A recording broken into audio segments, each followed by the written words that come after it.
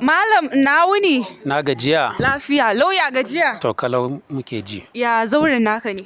A zaure na nan lafiya kamar yadda take kullum. Gaskiya kana kokari, kana Allah ya baka basira, kana ansa tambayoyi da dama wanda yana rikitar mana da kwalkwalwan kai. A godiya nake. To ni kuma sai akwai wani tambayan da ya ta rikitar mun da zuciya ne. Na ce wai shin wannan vitamin din da ya aka samu sunan ne ya zama vitamin?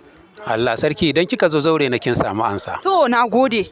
To da farko dai da yaren boy akwai suna da ake kira vita. Vita wato Allah na nan kenan. Yawwa idan aka samu saurayi da yana neman vita ya je yana so ya bada bayani mai kyau a kanta idan zai ce my vita amma da yaren boy zai ce vitamin. Okay.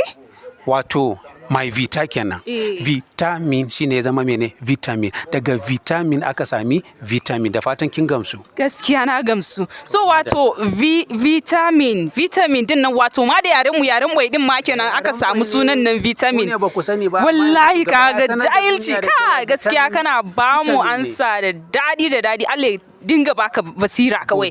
Gaskiya ka san ansan ka suna zuwa gaskiya. Nagode. Sai anjima.